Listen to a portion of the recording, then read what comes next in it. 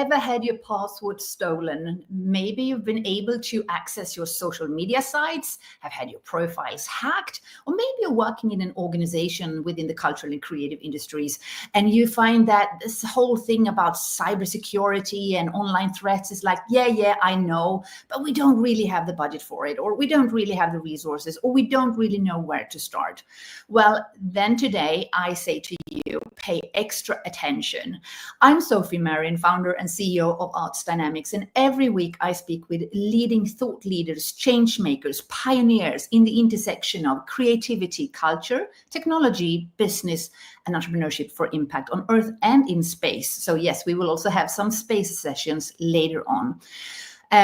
What I hear a lot about right now, more and more, is the whole discussion around security, data safety. And I met this incredible woman a while back at Epicenter, and we've become close friends since. And you can see her in front of you on the screen, for those of you who are with us live through the live stream, or actually maybe watching now the replay via the video.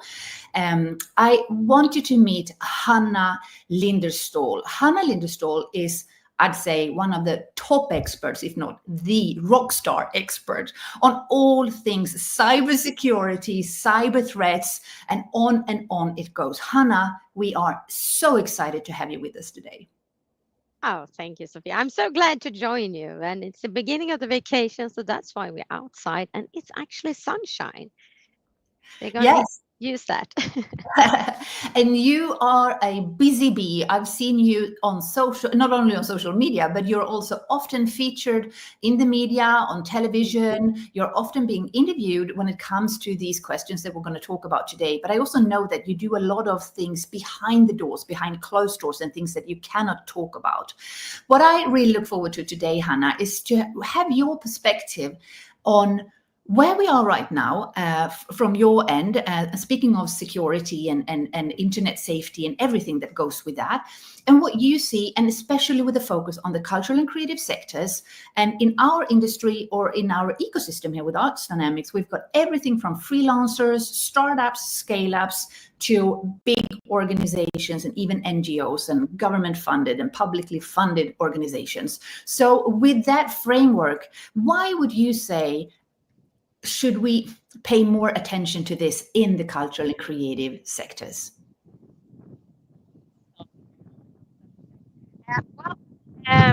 Let's start from the beginning with the threat landscape. We are in a quite negative loop here. The geopolitical landscape is changing the threat arena.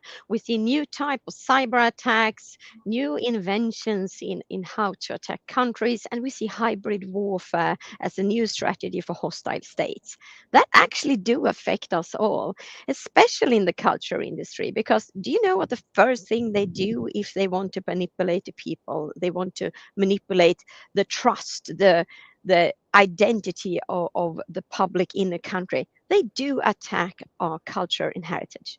So in every war in history, you can see that they destroy everything from museum to archives to anything that connected to identity and culture. That's the first thing that are getting destroyed. The other thing I'm thinking about is that you are actually influencers in your own field, and the influencers is the one the enemy wants to influence. So it's really easy to put in a narrative with small steps that are actually starting to move your way of presenting things. So it is actually one of the arenas that I have top prioritized when it comes to defense in a country, because I know the military is talking guns and ammo, they're talking about missile systems and stuff like that, but I'm talking about the identity of the society and the importance of that. And in that's where it comes cyber attacks, because cyber attacks makes us insecure. It steals our information, it manipulates our information, and it destroys trust. Yeah, that is so true.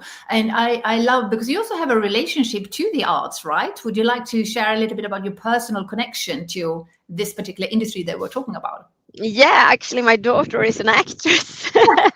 And she didn't want to go the way mom did, because I've been working in defense and security all my life, and since the 90s. And she came one day and said, "Mom, I want to be an actress." And I said, "Good luck with that." And 2 weeks later, she said, "I got my first part. It's a main part in a TV series." And I said, "Wow, she actually going to be an actress." So, so I'm quite interested in the business. I am. Yeah, and I remember you and I have had a few conversations about this too, because actors is a great example now of categories within the cultural fields that are now facing huge threats as well, with technology, with AI, digital Yeah. twins, avatars online. So suddenly their face, their voice, their acting skills are being used online, but it's not even them. So would you Yeah. mind to touch upon that briefly? Yeah, that's one of the challenges. AI made the possibility with DX go so much further, because now it's accessible. I mean, use deepfakes in the industry. It's been around a while. For example, special stuff, special effects. But now it's accessible for everybody. Suddenly, we see famous people, not only artists and just people, being used in fake ads online, especially on social media platforms, promoting things that are hostile or not good, fraud, for example. I have found influence accounts. I found one very interesting influencer account in China, the Swedish influencer speaking Russian, and talking about how great China is as a country in Russian. They actually use our biometrical data and public people. That's one of the challenges. The other challenges is business wise. If someone says to you, "Oh, I want to take an AI copy of you, a biometrical twin that we can use," actually sold your identity. Maybe you got paid for that first job, and they're going to use you forever. So we have so many challenges in the arena, and we need to work on it now. Yes, and whilst I just want to say to new viewers who've just joined us, welcome. Please let us know who you are and say hello in the comments below. As you can see, this is like a flying reporter situation. We're interviewing Hanna on the ground. She's outdoors, and I'm noticing that the Wi-Fi is playing up a little bit, and it might be sometimes a little bit difficult to hear. I want you to know that we are going to turn this into an audio version and put it on Spotify, so you will be able to listen to the replay. But I also want you to know, I say this now immediately at the very beginning, in case if we do have a little bit of trouble with the sound or also with the visual here, that Hanna, actually, we are so excited that we are going to do more together with Hanna.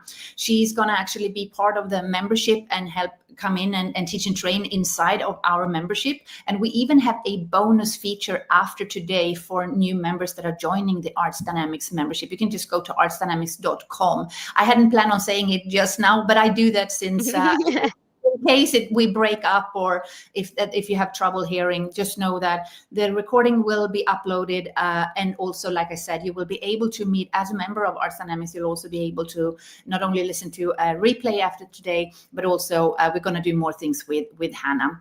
So with that, Hanna, I don't know if you're able to maybe move somewhere a little bit closer to the router or something. That would be super. It's yeah, I'm so sad to say it's the route, because I'm connected. Problem is, internet line to this part of Sweden is not the best, so connection is also a challenge. I am connected to the Wi-Fi, and it's just the internet for this part of Sweden that's really bad. Yeah. But let's So talk about connection, yeah, that. connection is also important. How are we going to stay connected? And what do you do when it goes down? Yeah, What do you yeah. do when it's disturbance on the line? And what do you do if you're offline for 3 weeks? How are you going to keep on working? And that's one of the things. I'm just back from Almedal, and last week I had more than 10 debate panels, round table discussions, and about 10 meetings over that. I was running between all these, and I had two important questions that I was pushing forward in everyone. One is I want to see information security as one of the subjects in school for everybody, because it's so important. The other one is you need to be prepared to be offline for 3 weeks. How do you solve it? How do you work? Have Hmm. redundancy for your work. because that's what we see if we look in the crystal ball of the future, that the next challenge, the next pandemic is not going to be everybody sick. It's going to be that you're offline. Yeah, I heard somewhere that the next big, as you said, the next big threat is that exactly what you just said, internet shutting down and us not being able to access the information. And since we also operate in the intersection of creativity and technology, and we help creators and cultural organizations innovate with digital innovations and tools and strategies, obviously, if anything happens to those systems, then there is a problem. And I'm picking up more and more conversations around sovereignty. I know Denmark recently announced that they are now opting out of the cloud. They're building their own solutions. And I see more and more countries even following suit. For creators and freelancers and companies within the cultural and creative industries, I also, based on what Hanna just said, have a think about where you have your servers, where your data is stored, what you are doing. Hanna, would you mind speaking a little bit to that? Because obviously, as a freelancer, maybe this is not something you think about, and you might be happily chatting about with ChatGPT or, creating your own AI agents, if you know what those are, etc. Yeah, I do have a lot to say about that, because one, I'm not sure everybody should build their own platform, because we don't have the skills, the time to do that. We have really good services out there. But I do have one important thing. When you publish something that's yours, make sure to own your information. Don't have one social media channel as your base of your information. Make sure to have your own folder for your own information. It could be a blog or whatever, and push it out from there. So you own your information. That's important. The platform, it depends on who do you trust, but make sure to have redundancy. So even if you have it in a Google Cloud, you have it in Microsoft, or wherever you have your information, make sure to have a copy, especially when it comes to art, because you need your rights to your creations. So make sure to have a copy. You can buy an ordinary hard drive at any company in any store, and just make sure to have a copy. You're not going to have like 10 terabytes of art. I don't believe that you made so much. So just make a copy, have it on board. So if something goes down, you have your copy. That's important. Yeah. Going back to the 3 weeks you mentioned at the start, and when you and I met at the time, we were playing out a crisis scenario. We were pretending that there was a war in Sweden. And exactly this happened. Electricity shut down. We were not able to listen to. This was a fake scenario, everybody. I just want you to know. But Hanna, you had created this this fake broadcast from public television, which basically said, "This is the Prime Minister speaking, and this is happening now." And it sounded so real. Talk us through a little bit more, since we already are circling around the whole 3 weeks, apocalypse is coming. What are we doing? Let's just get into the tactics, and then we can go a little bit wider. But also, I just love for you to share what you did with that exercise. And it's actually starting to rain, so I'm going to move a bit. I hope that's okay with you guys. So we're going to do this live. This is a challenge when you live on the countryside. So I'm going to, oh my God, it started to rain a lot. I'm going to move inside, online, live. This is like real TV, as you said. So we're doing this for real. Yeah, we're doing the crisis exercise for real. And that's also an experience. So redundancy in this case is going inside, but I love to be outside when it's summer, even when it's raining. Yes. Okay, so we're going to go through this. What we see is that when it comes to redundancy and preparedness in cyber, we do see that we don't have the planning at all. And what I'm talking about today, mostly when I'm out debating, is we need to talk about synchronization of our businesses, synchronization of our functions, and make sure that not only I have my redundancy in place, I know what to do, that you also know what to do. And we need to exercise this together. That's why I showed you the exercise, Sofie, because I want to see cross-border exercises. I don't want to see these narrow areas making, okay, we are really good in crisis exercise in this special little small part of Sweden. I want to see it cross over everybody, and I want to see culture invited, because as I said in the beginning, when it comes to hybrid warfare, identity is so important. So it's not only about your culture and heritage when it comes to your art, it's also about what you are publishing. And when it comes to information security, we have three important parts. One is confidentiality. That means that only the ones supposed to come reach your information are supposed to do that. So if it's about your art, you don't want anybody to steal it, for example. The other one is it's going to need to be right. The information you publish, you want it to go out in the other end, be received as correct and right. And the third one is accessibility. So if you want your information, you want your information. You don't want a legacy, or you don't want it to be stuck somewhere. So this is the three parts that we need to protect. So you need to exercise all three. You need to exercise. Okay, the information is not accessible. I can't find my information. Just an example: the Swedish bank ID was offline for 3 hours a month ago, and everybody was it was chaos. And I remember a lot of media called me. I was in national TV, and they asked me and said, "Oh, how are we going to prevent this?" And so, you can't prevent this. You're going to be offline, and it's not going to work. What you do need is ask the supplier that says that you need bank ID to log in to give you an alternative, maybe 3 alternatives. So we need that. We need the information to be correct when it comes, for example, let's say healthcare, and you got a recipe for a medicine, and you go to the pharmacy, and they give you something else. That's not good. That information is corrupt on the way. It's the same with all information handling. You want the information to be correct. So you need to exercise that as well. What happens when the information is not correct? And that could be that Sofie is on an ad on a social media platform talking about something really crazy, and you think, what does she stand for this? And it's actually fake. So the information is manipulated. And so we need to exercise all this part. And I want to see the exercises being over cross-border, over all organizations. I want to see more cooperation and more synchronization between all of organizations, because this is one important part of our identity of Sweden and everybody.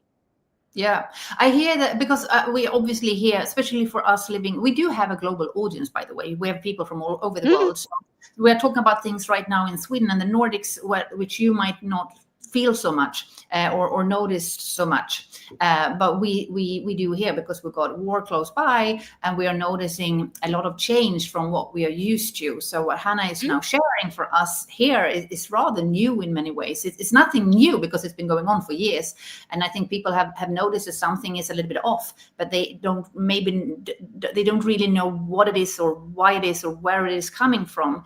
And often when we talk about these issues, that's also why I wanted to bring Hanna here today, is that it's often from a more generalized perspective. And this, again, it doesn't matter where we live in the world, be prepared if anything happens and so on. It's like, but from a tactical point of view, okay, to have that preparedness, what does it actually mean? So I would love to know, I'm dying to know, what are the hidden threats, Hanna? What are things that we are not paying attention to, and this goes for anyone in the cultural and creative spaces and anyone else, because I know we also have listeners now from other sectors. Hidden threats. Yeah. Hidden threats. I would say the first hidden threat is infiltration, because we are talking so much about ransom attacks, DDoS attack. DDoS attack is a distributed denial of service. It's an overload of a request for a website, for example. That's what we're talking about. But with my background from information gathering, we are kind of forgetting the traditional espionage when it comes to infiltration, manipulation, social engineering, or even the honey trap.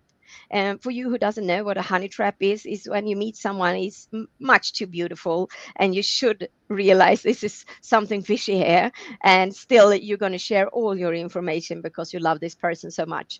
And this actually happens all the time. And it happens a lot in all organizations, and we see it everywhere. So those are important, and we tend to miss traditional open source intelligence. And open source intelligence is all the public information that are gathered about you. So if I would do a research on myself today, so I would check Hanna's LinkedIn profile and see who is Hanna. Okay, she's in the UNICC. Okay, she had probably a wide network worldwide. I can use that. She works in cybersecurity. Okay, I'm gonna send her some interesting news about cybersecurity. Oh, she's on a live podcast with Sofie Marin. And she's moving around. Can I see anything in the background in that clip that is a hard drive, a software, or digital device that I can hack as a hacker? Because that's called image intelligence. So when I put this together, I can do the recipe of hacking Hanna. So am I going to hack her personally, going to talk to her, or am I going to use the system? Am I going to use Sofie to reach Hanna? So that's the part we're missing about vulnerabilities. And that's the part we're missing when it comes to security. So cybersecurity is not only about passwords and having a good Wi-Fi routine or having a good VPN. It's also about behavior. And we tend to miss out on that. Yeah. And you know what came to mind when you said that? It was, I heard a voice in my head that said, it's time to wake up, people. That I heard in my head very, very strongly. Because it's very easy I don't think that every day this is what people are thinking about or doing. We might be concerned. Someone might leave some platforms, and as you said, there's a lot of talks about what social media to use or who's a good person or a bad person. But what you are talking about now, maybe influencing someone to do things towards you, or maybe, like you said, maybe I am not who I am, or maybe I've been influenced to do something with you. Things like that we never talk about. I've actually never heard that in a public forum like this before. It's either closed panels when you have these kinds of discussions, but we want to open it up, and we also want to open up to people who are here on the call. This is your chance to meet with Hanna and ask her questions, so feel free to actually do that in the comments. And Hanna, I actually have a comment already, so I'm just going to show it here quickly. I absolutely believe in sharing knowledge, redundancy, and continuity. Super relevant and interesting insights from an InfoSec perspective. Thank you so much. Look forward to hear more about the synergies and sync Hanna is sharing. Yeah, really appreciate that input. Hanna, the talk for today is about building a cultural firewall. When you think about a firewall for arts and culture, what does it look like to you? Okay. Do you know what a firewall is in cyber? Yeah. Okay. A firewall is actually it's kind of a stupid system that selectively chooses what to accept to go through. So it's just it could be hardware or software. They are both kinds, but it's actually filtering what's going to go through. So when I'm translating that to the culture world, I want you to have a firewall against, for example, manipulation and disinformation, because that's one of the parts I think it's really, really out there as a threat for the culture industry. So you need to do that, you need knowledge. The firewall is knowledge, and the knowledge need to be shared. So the culture firewall is knowledge and shared knowledge within the industry to actually warn each other. And for example, you said, oh, this is actually a wake up call, and it is. But when you say that, my brain goes to, okay, have you read all the articles about the QAnon movement in the US that actually manipulated a lot of opinions? They actually use the hashtag wake up as their hashtag, but in a really bad way. It was very, very far right, very extreme, and very, very much conspiracies about anything from chemtrails in the sky to manipulative stakeholders.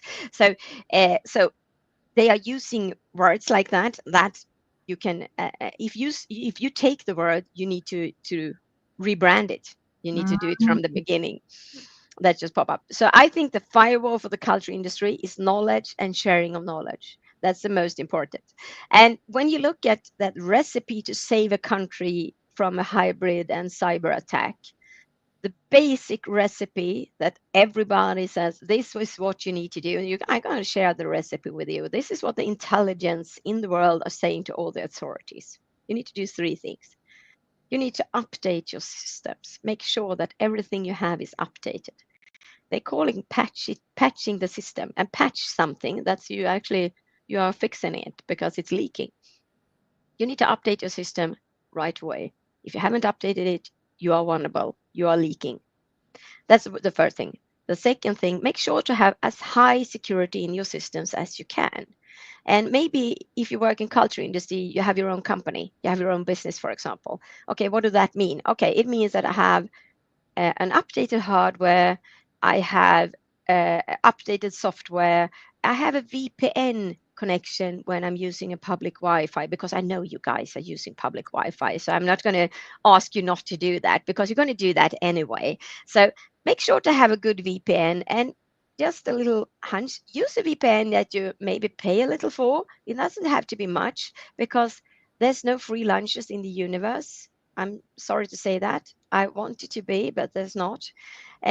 And make sure to have a really good antivirus systems. And there are several out there, and they are not expensive. We're talking about just a few dollars a month, or euros or crowns or whatever currency you're using. So just have your basic cyber hygiene. Make sure to have different passwords on every service. That's also very easy to have. And is it hard to remember? Yeah, it is. You can do it like I do have a digital safe for my passwords. My colleague Jessica, she hates that. She's not a digital person. She loves to read physical books, and everything online is really just annoying. So she actually do have, remember the small phone book your grandmother had at her house? They're quite cheap these days because nobody buys them. She actually bought one of those, and she started with A, Apple ID, B, and so on. And she put all her passwords in it. And she said, if you need my passwords, you need to punch me in the head and steal the book. And then I'm in trouble anyway. And I know I have to change them. So just make sure to have different, because it's more dangerous to have the same password in several services than to have them written down in a safe place. So that's let's call it the cyber hygiene level. Just keep it good enough, and make you a hard target enough. And the last one is, make sure in every service, especially your social media, have a two-factor authentication. That means when you're logging in, I know you have the apps on your phone, you don't need to log in there, but when you do log in from a computer somewhere, it sends you a code, and you need to put up the code to log in. Because if someone actually steals your password, maybe they don't steal it from you, maybe they steal it from the platform and log in, you're going to get the code, and you're going to know that, oh, someone is trying to log in my account. This is not good. Because one of the worst things that can happen for an artist in any branch is when they steal your identity and publish bad things in your name. And I remember a couple of years ago, I was called up by a man who he was a manager for an online TV channel, and he built his whole business on this. It was in entertainment. It was really fun. It had millions of followers, and someone actually stole the login for his Facebook account and got a hold of the channel and started publishing porn. And it took him 3 weeks to get the account back. And after that, he had to restart his business, new name, start from the beginning, because the brand was totally off. And it sounds as if that could happen more and more now as well. Just the other day, I heard of a recent thing happening now on Facebook, speaking of Facebook, where suddenly a lot of groups were just shut down, and people with hundreds of thousands of members in their groups were crying online because they suddenly lost all their access to those members, and where those accounts went, where those groups went, we have no idea. So what you're saying is, and that's why I say, that's why I'm saying, if you are starting a channel, make sure to have your own platform. You can have it on a blog or whatever, and push it out from there to the social media channels, because then you own the core. You have your information on your own domain. So make sure, register your own domain, buy a server place where you have your information, and push it out on the social media platforms. There's AIs that can do that. Love that. So this is very tactical and practical what you're just sharing. So lots of golden nuggets. Are there? Since I do know you have some really high level conversations again behind closed doors, Hanna, can you Yes. just share what are some of the most common questions or scenarios that you are being asked to help solve? Without Oh, this is a tough one. Okay. At the moment, there's not a lot connected to hybrid warfare. So one of the most common question is which political decisions do we need to make now to be able to make the cyber redundancy and cybersecurity that we need for tomorrow? That's one of the questions. The other is okay, what are we suspecting are going to happen next? What are the next threats? Because that's my specialty is working in tomorrow, looking into okay, where are we heading, making those threat analysis, and as I am a former hacker, so I'm very well known of the methods of hacking and intelligence. So what are we suspecting next?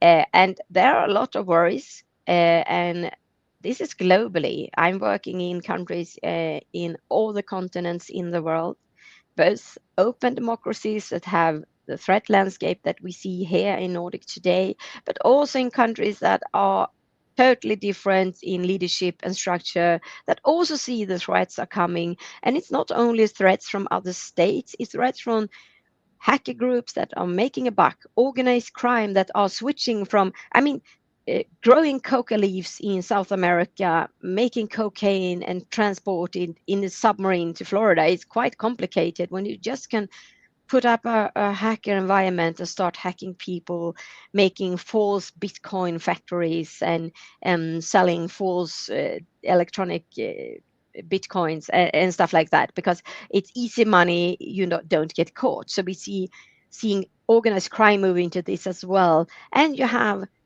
the hacktivism. The hackers are hacking to destroy, to because they are believing it's the right thing. So there's so many hackers out there. This is just the beginning. And with AI, you don't need to be a hacker. I mean, I'm a programmer from the beginning, but you don't have to be that today. You can actually use the AI system to ask you to write a hack for you. And you can also use, there's actually SaaS services that's hacking as a service. So you can actually you can order a hack online on a platform, and it's actually really easy. And it's scarily easy, and it's even really cheap to do that. So this industry is just growing, and I read somewhere that they believe that in 2025, this year, hacking in the world are going to cost industries, companies, businesses, and people $10 trillion. Wow, That's a lot of zeros in that. that's a lot. Yeah, Yeah.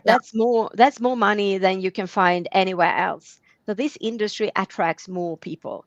So this is just gonna get worse. I'm sorry.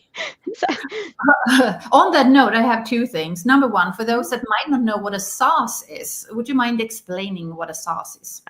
it's a service that you buy, that's are delivered for you. So in ordinary industry, you can buy a product, that a service that's provided to you. In hacker industry, it's going to be ransomware as a service, and you can just go in and say, oh, I want a ransomware, and I'm going to pay this money, or actually sometimes some of these services, you just join the platform and you do ransom attack against others, and you share the profit with the platform owner. And this is really scary, because I see young people looking to make a buck joining this, sending phishing mails very creatively, and people are clicking on them, and they are making money on this, and suddenly you have a new industry out there that attracts because it's easy gained money. Yeah. Yeah.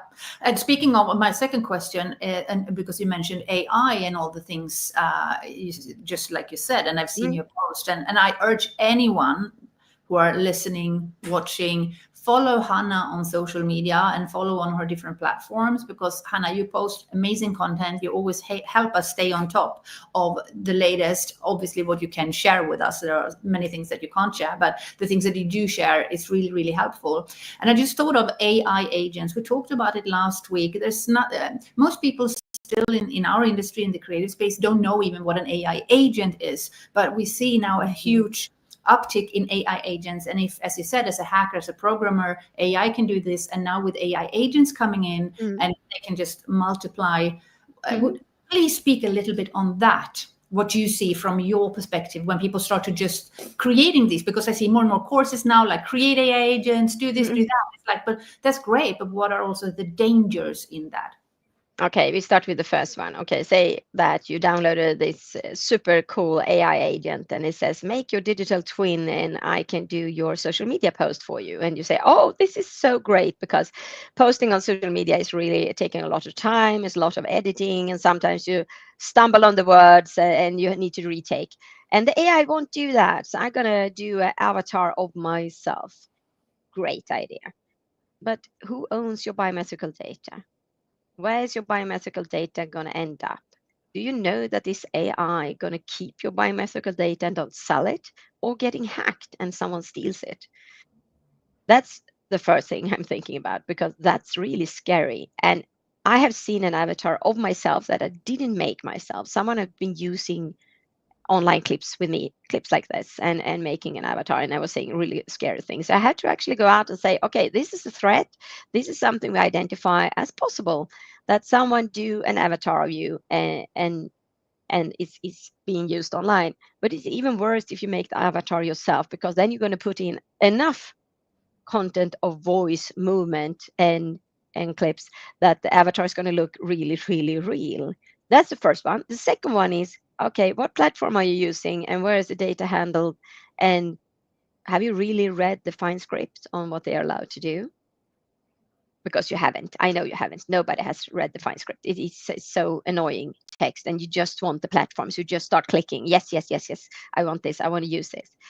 The third one is, okay, are you going to let the AI handling your LinkedIn, for example? I actually did. I tried it. It was fun and scary at the same time. I tried an AI client and I asked it, can you look through all my friend requests, because I got a lot, and do a research if it's a real person, and give me a list of the ones that are real persons, and then you can add them as friends and send a welcome note. Ooh.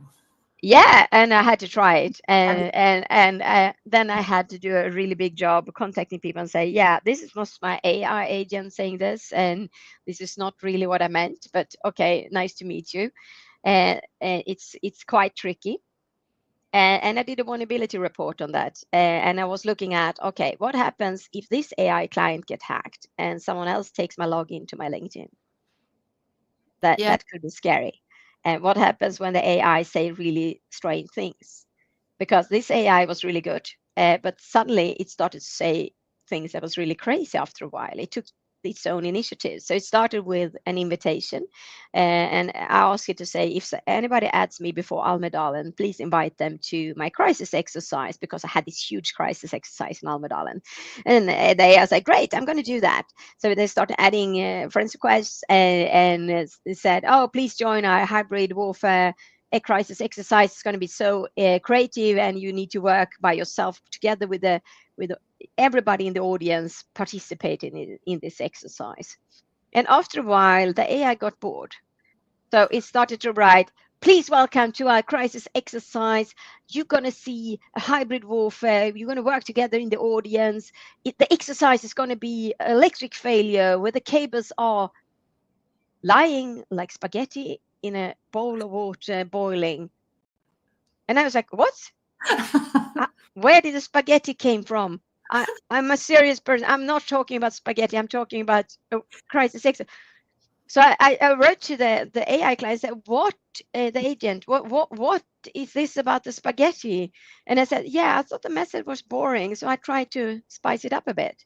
And I said, stop doing that. And it got worse and worse and worse, and suddenly it got out of hand. So I had to cut it down and say, you're not allowed to touch my social media. So even I'm working in security, and I try lots because I love new security. And as you know, Sofia, I've been a part of XRSI that we work with emerging technologies. Uh, this is the result when it goes too fast. So don't put all your trust in the hands of a tool that's not developed enough. And just to make sure you understand this, generative AI, we don't know how that works. Yeah. I've been working in cyber since, I mean, I did my first hacks in the 80s. I've been working with programming large systems. I developed bank systems. We don't know how generative AI works. It just does. And we're like, okay, this is super cool. How does it work? We don't know. Where is it heading? We don't know, but we're using it. So keep that in mind. Yeah. Oh gosh. And I thought of, have you seen the series, The Good Place? No, You no. have to watch it. There is this AI lady in there, and she, every time they shut her down, and she warns them beforehand, and she says, Mm. you're shutting me down, just be prepared that I will beg for my life, I will cry, I will do everything I can for you not to do that to me. So in this series you can see her reacting, no, no, no, don't kill me, don't do this, don't do that.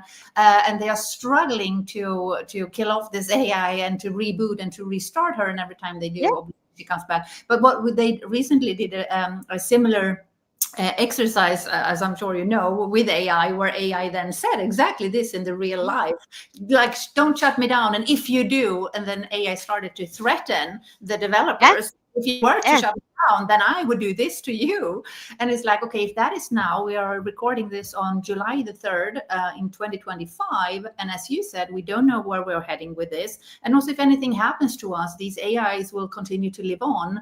And I always say at this stage, dear AI, I do come in peace. We just want to have a solid conversation, and we hope that you don't get bored when you listen in on this conversation.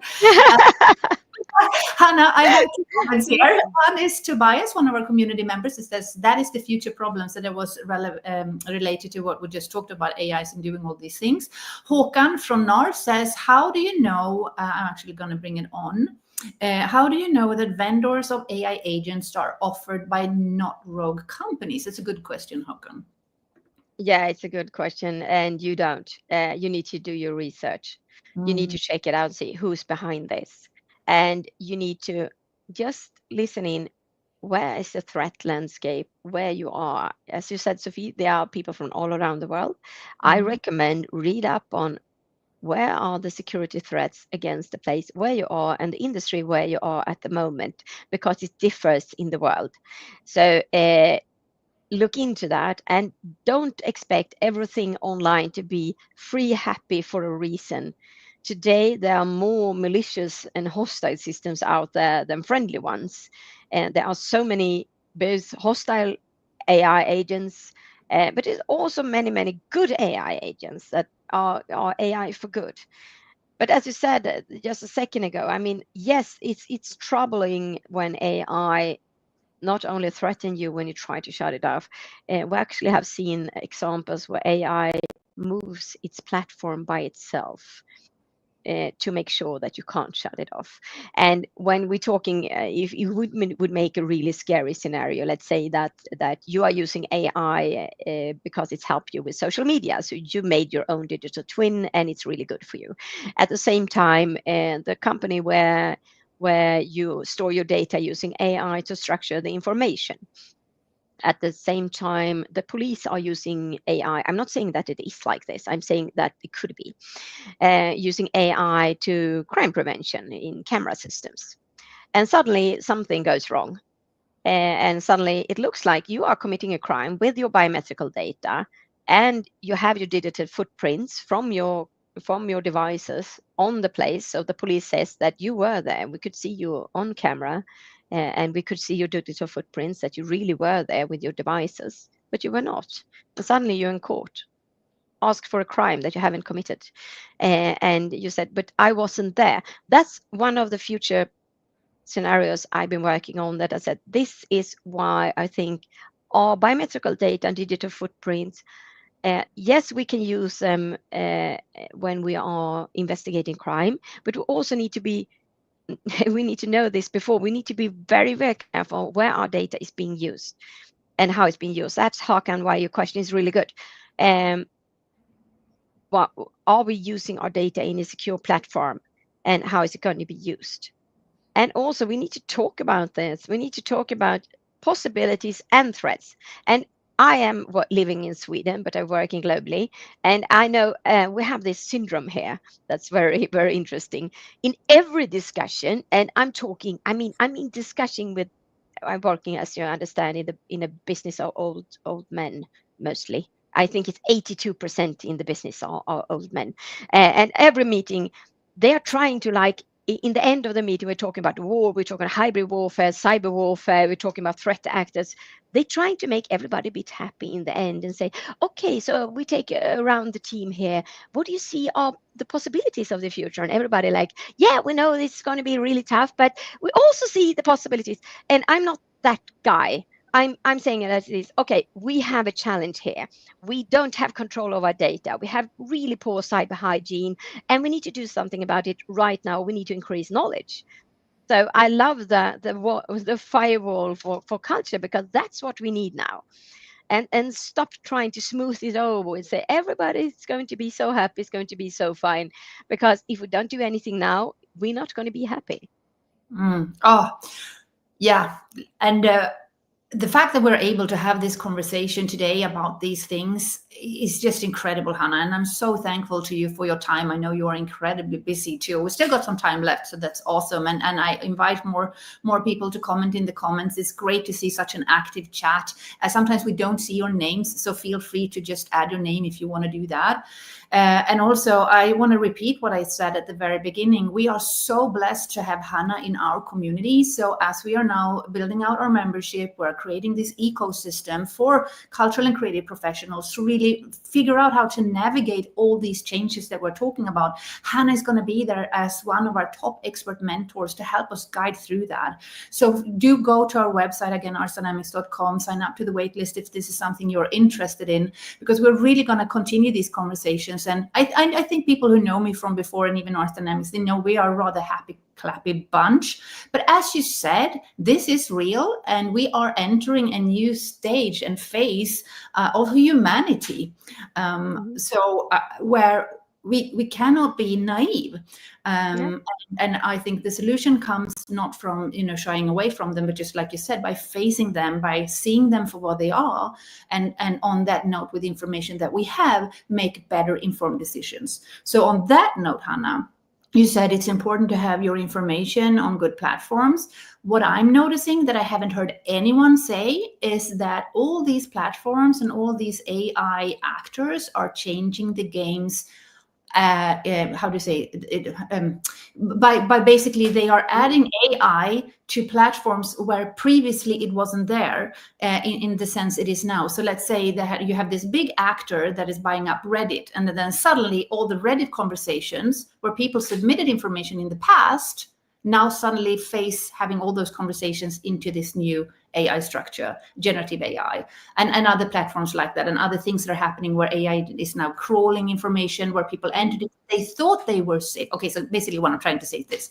People are making decisions sometimes thinking they are safe, but if these companies, these big tech companies, change the game afterwards, how do you protect yourself against that? That's a big question. Yeah, but that's why I want you to have your own domain with your own information and push it out in social media and other channels and other platforms, because you own your source information. That's one thing. I did come to think about, I'm going to share a link with you guys, everybody. I read an article the other day. One of my best friends, Chris Kremidas, researcher based in Greece, one of the best on hybrid warfare and challenge of the future, wrote an article the other day in Greek media, but it is in English, so you could be able to read it, about when AI is becoming the disinfo washer that actually makes disinformation the truth. And Chris was writing about conspiracy theories. And it was one of the most scary articles I ever read. And if you want to, is it okay, Sofie, if I share it? Yes, of course. Share anything you want. You can also add things to the show afterwards. Yeah, I'm gonna take the link here because it's called How Conspiracy Theorists Found Their AI Soulmate. And I think you should read it. And we'll add more tools. I let it. Yeah, I accidentally added in the private chat, so I'm gonna join the chat.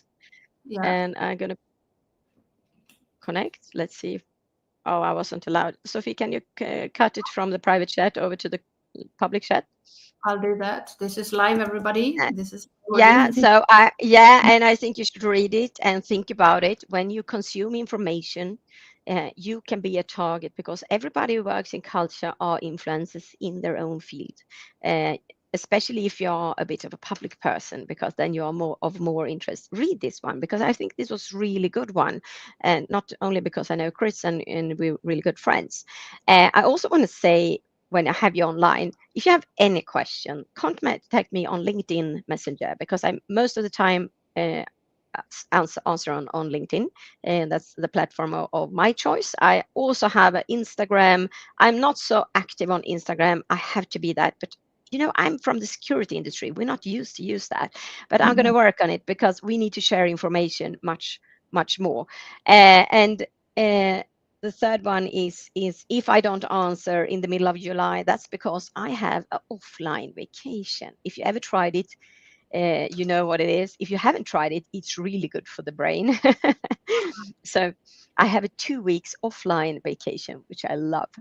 That sounds fantastic. And may I, speaking of just some practical tools, before we move on to a few more questions, I know this audience just loves when we give them like concrete tools. So we talked earlier about VPNs or password protection, or do you just have a few of those that you might want to share with these people here, the tools that they could use? Absolutely. Oh, do you mean actual tool software? So do you mean actually just what to do? I think we do it like this, Sofie. I'm going to send you a checklist, and you can publish a checklist just on what to think about. Basic hygiene is make sure to have a long password. Don't start it with a big letter and end it with an expression mark, because everybody does that. It's too easy. Have you ever used a password before? It's probably been stolen before. If you want to try it, you can look into the website haveibeenpewed.com, where you can check if your email has lost its password. The most important password you have is a password to the email address where you actually can change all your other passwords, the basic one. That's the first one. When you're using AI, make sure to use it wisely. Who's behind the AI? Where's the data being handled? And what are you going to use it for? Try it out. I love AI. I think it's really fun to work with. I love immersive intelligence. I love XR and augmented reality, but we have to use it wisely. So read up on security. Make sure to have your information where you want it. When it comes to social media, that's your brand, your personal brand. Make sure to have a domain where you have your own information and push it out to social media. So you have your blog or whatever, your website, where your information is that you own. Don't put it on another website somewhere. Put it on make sure to have a domain. It's not expensive to have a domain and a website, because then you own your own information. I think that's a challenge when you see these groups falling out of social media, or maybe you build your brand on a platform. Suddenly the platform is being sold to someone who has a totally different agenda, and you're not allowed to publish there because you have pink hair, or because you have said something in the past that the new owner doesn't like, whatever. So we are putting our brands and actually our businesses in the hands of someone else who we don't know who that is. So I encourage you to own your information. I think also, based on everything that you've shared with us today, a lot, especially in the creative, in the art space, we've had, a lot of the artists that we're working with, they care deeply about different causes, and often take part in, or are being asked to be advocates for, or ambassadors for certain, whether it is environment, or it could be a war somewhere, it's for against, or this or that. And what I'm picking up on what you're saying is be aware of when you see these. So basically, I'm just taking for what you just said and just sharing with the community now that when you see these, especially on social media, where we have these, how do you call it, storms, like media storms, and suddenly everybody is commenting and they are asking for you to come in, and it might not actually be who you think it is. That's what I'm taking from this conversation. It could actually be a bad actor trying to stir up emotion, getting people all fired up about something, but it's actually a bad actor on the back of that. Could that be so? Yeah, absolutely. And when we talk about disinformation and manipulation, it's just going to get worse because deep fakes are getting better. Deep fakes are actually getting real-time fakes. So I've seen clips where people are filming and in real time they are deep faking the background or people in the image. And it's really hard for us to see that. And suddenly we shared it because we were engaged and maybe angry or upset, and we just shared it. And then we are adding on to the trust. And especially if you are a well-known name. And that's really scary. And that could actually totally crush your brand. So make sure to ask around, make sure to connect. And that's why I think this firewall of knowledge and cooperation is so important. I love the culture firewall. Firewall. Remember where you heard it first. I think we're going to do a whole cultural firewall season together with you, Hanna. I see so many opportunities, and I'm excited about inviting you back as a mentor expert to come in and teach and train. We're going to do workshops around this and masterclasses. So yeah, that's going to be both fun and scary. I have a feeling that it will. And we haven't even touched upon so many things. What happens when quantum computing kicks in? What happens when humanoids are just getting more and more like us as well? There are so many other avenues. And Tobias said, the accelerated effect is already evident. Yes, it is. And it just goes faster and faster. So we are sort of coming to a close, and I feel we barely scratched the surface. And in a conversation like this, there are all obviously certain things you want to cover that are the obvious ones. But Hanna, what are things that people don't ask you that they should? And is there anything you want to add that I haven't asked you today? Well, if I can change the question a bit, so not what they ask me, but most people say, I have nothing to hide. Why would anyone want to spy on me? Why would anyone take my information?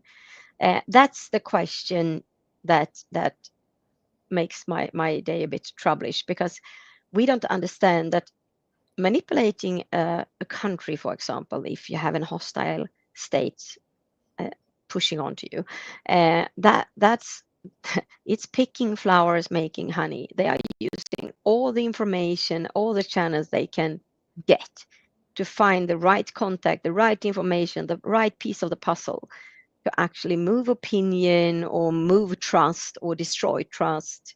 So that's the question I want everybody to not ask me, because you are important. Everybody in your country are important. Every human being are important. Everything you say and do influence others, whoever you are. And we need to understand that. And the enemy does understand that. And I saw that someone here in the chat actually said that we have to do it by the book. The crooks doesn't. That's absolutely true. The enemy will never play by the book. They're going to use all possibilities. And we are very well behaved, and we want to be polite to everybody, and we just react. We need to change that. We need to be a little bit more careful, a little bit more thoughtful. And I know that's not fun, but we have to do that at the moment, because we need to change this. This really bad development, we need to change it for something good. Yeah. And before we wrap up, what got you into this yourself? Because it's so evident you're so passionate about this. What is your driving force for being here today? Your bigger why, purpose, why you're doing this? I want to make my footprints in the world for a better world. I think democracy is important for humankind. I believe in kindness and I believe in peace. And at the moment, we are in a world where we're not heading against a positive development of democracy. We're not heading against peace. There's more wars than in a long time. There's a lot of conflicts. We need a more positive forces out there, and the things I know is cybersecurity, and that's what I'm sharing, and I'm so happy to working with you, Sofie. Yeah, likewise, likewise. I'm so thankful again for this conversation. Finally, is there anything else that you would want to add, that you feel that you want to share with the audience today, apart from the things that we've discussed? Could be even be a cliffhanger to a follow-up conversation another day. Please connect, ask me questions. I will answer. But as I said, I'm going to have a 2-week offline vacation, just enjoying the garden and the flowers and the summer. But I'm going to answer you in time. So please ask me questions. So that's what I'm sending you with you. Thank you so much, Hanna. Well, I hope everybody has enjoyed this conversation today. Let's be realistic about this, gang, if I can say that, friends, and people listening to this. Let's be realistic about where we are in time and space, and having experts on like Hanna today who share your views, Hanna, like you've done today, your take. I actually do want to throw one more thing in that I had forgotten to ask, and I'm dying to hear this. Can you please just share top future trends that you see in the safety space as well? I forgot to mention that. What are some trends? Okay, the top trends. AI in hostile activities online. That's obviously the huge trend. We see a development of hybrid methods being used to manipulate both systems and people. That's going to increase. And most of all, I think you're going to see cyber attacks against system you've never seen before, and mostly about OT system. And OT systems is the operative systems. That means you're going to see more hacks against the car and the boat instead of the whole system. And that's what I see in the future. So the hacking is going to get closer, and it's going to reach smaller actors, not only the big companies out there. And it's good that we have a hacker by our side to guide us through these troubling and exciting at the same times that we are facing ourselves to be in. So Hanna, again, thank you so much. For everybody again listening in, I'm doing these talks every week throughout the summer. So every Thursday, the same time, 12 and 1. So like a lunch talk. See us, like I said before, is us basically just tapping into leading thought leaders, creators, anything from entrepreneurs working at the top of their game, or even policymakers that are just coming in from their different fields to share with us what they're seeing, what's working, what's not working. And I'm just humbled by the fact that the entire summer has been booked by experts like yourself, Hanna. And people have just said, yes, they want to come up, they want to come, they want to share, they want to be of service. So this is such a privilege to be able to do these talks. And it's also a gift to our community and to anybody listening in. You can really ask questions, again, like people have done today in the chat. Tobias is saying, grateful for this live conversation. Truth will conquer everything else. That is so true. And I think we're going to have a conversation ongoing. What is truth, and whose truth, and how do we know it's the truth? So that will probably also be a theme throughout this season. And wrapping up with that, speaking of AI, and Hanna just shared that is a top trend. So it makes sense that the next talk next Thursday will be about AI. I had a gut instinct, and it proves that was right. We will be speaking to Christopher Vanderwilt, who is an AI musicpreneur. And music as an industry is ginormous. It's very fastly adopting new AI trends. We also see a lot of challenges because of that, with copyright and all these new machines or platforms that are where you can create music, and agents promoting them and making money from them. So Christopher will be here to help us navigate the AI landscape from a music perspective, but obviously will cover a wider perspective than that too. So I actually going to bring, Hanna, what you said today into that conversation, because if we're talking about AI and music, and again within the arts and culture, yeah, I think this is going to be an ongoing conversation for sure. So thank you, everybody. Go to artsdynamics.com if you want to find out more. We've got a free newsletter. We've got these talks. We've got monthly meetups. We've got the membership coming. We've got a creative lab that we're setting up so you can play around with all these tools. But most importantly, decide what's right for you. Make sure you follow your own heart and intuition. Don't let people tell you what to do, including us. We just want to share some perspectives and inspire you and empower you to make make your own choices and your own decisions. So with that, I wish you a wonderful Thursday. Have a fantastic rest of the week. See you next Thursday for this live talk. And Hanna, thank you. Thank you so much. Thank you so much. Over and out.